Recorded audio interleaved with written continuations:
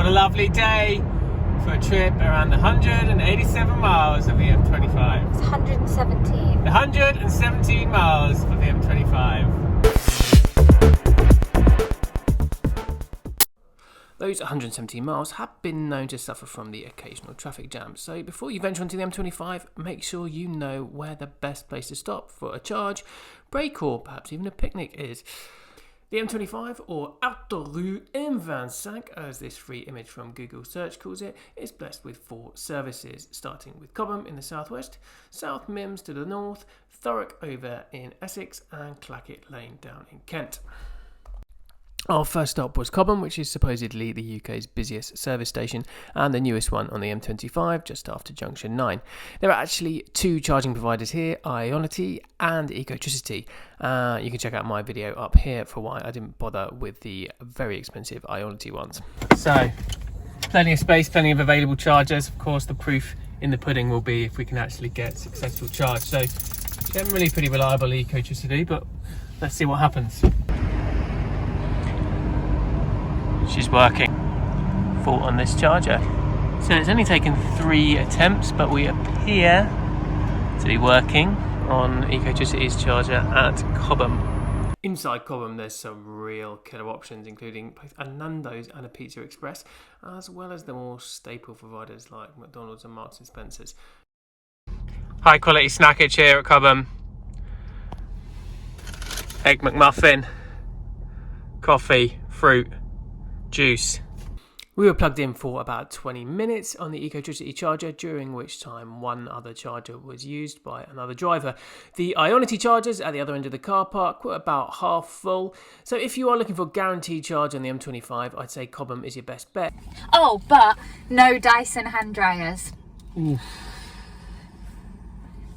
Damn, that's going to hit the scoring hard.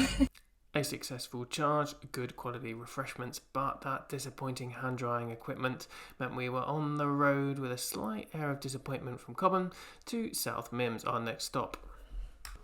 It's a real bugbear of mine if services are too far from the motorway itself, and as we pulled off for South Mimms, I was a little bit concerned we were about to go around the houses. Panic over.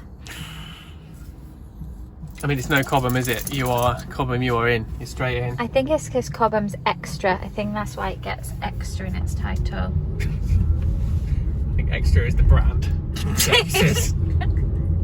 There's only 2 Ecotricity chargers at South Mimms, so 1 less than at Cobham. Although if you're a Tesla driver, you're in luck because this is a supercharger site with 12 individual chargers.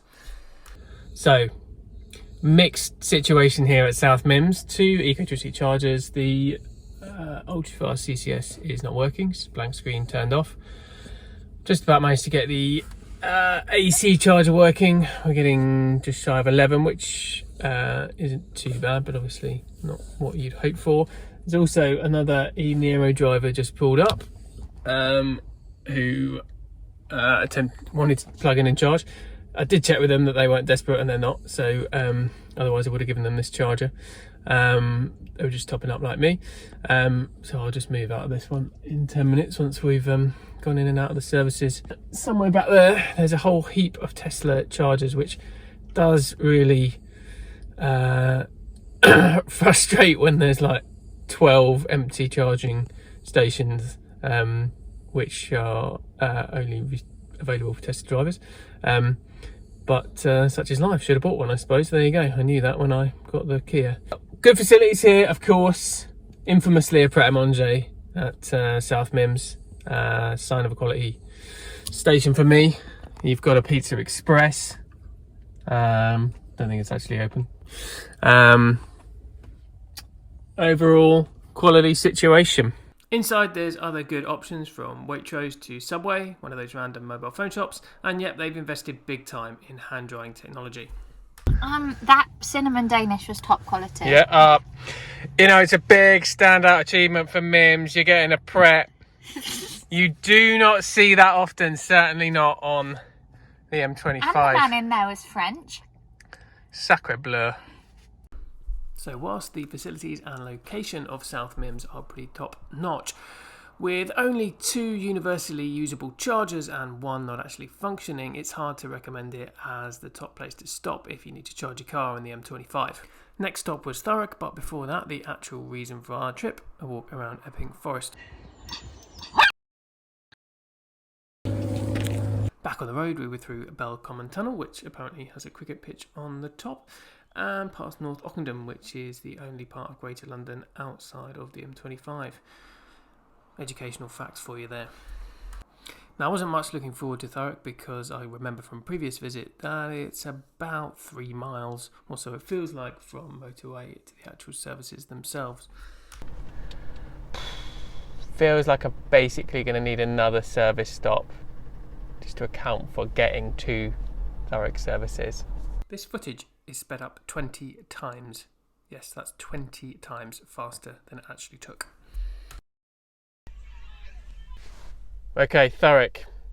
Kia E-Niro friend over there is using the only CCS charger, so let's top up with a little bit of AC from this one, if it works. It's ecotricity, so who knows.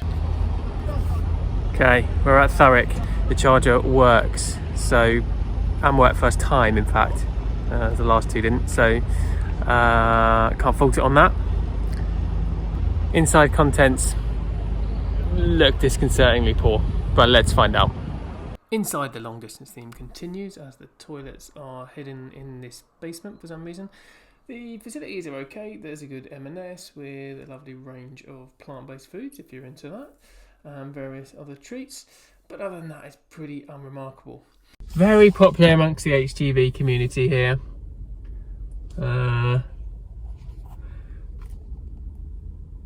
That's about as much as I can say for it. Onwards and upwards. Whilst we had our most successful and straightforward charging experience at Thurrock, with the facilities and the distance from the motorway, it's hard to recommend it as a place to stop on the M25 if you're looking to top up. Anyway, onwards and upwards, quite literally, over the QE2 bridge and onto Clacket Lane, our final stop. This area parking. Bit of a Centre Parks vibe here at Clacket Lane. Very single story. Ooh, solar panels, nice. Where are the chargers? Down there. Nice little signpost. Here we go. Ooh. Could we have our first failure here? We've got one, we've got two, we've got... Oh no, don't worry. Now, if we can get this working, that's 4 out of 4 eventual successful charges. I think at our final stop at Clacket Lane, we're going to have our first failure because I've tried to get the charger working twice. It says it's charging on the charger, but in the car nothing's happening, so that's somewhat frustrating. Guy next to me seems to be charging though successfully on the fast charger, but yeah, again, ecotricity let themselves down. The state of the charger might have had something to do with why it wasn't working, but who knows. I just logged it on ZapMap and moved on.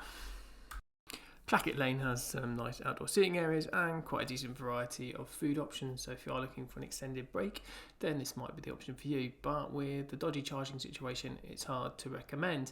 That said, Clacket Lane is one of the few services which has different sites on either side of the motorway, and technically there is a route between the two, although they are behind barriers on one side. It's unclear to me whether you can actually get through them, but worth trying if you're in desperate need of a charger. So, conclusions from today's trip? Well, I think if you've got a long electric journey plan, then your best option for stopping is Cobham, simply because of the number of chargers there and the rest of the facilities. And whilst we had a successful charge at Thurrock, the distance both from and back to the motorway is frustrating, and you can get stuck in some pretty major tailbacks because it's so close to Lakeside Shopping Centre.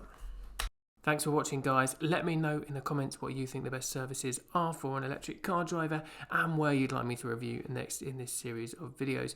If you enjoyed this slightly light-hearted look at the services of the M25, please give the channel a subscribe. We look at lots more besides service stations.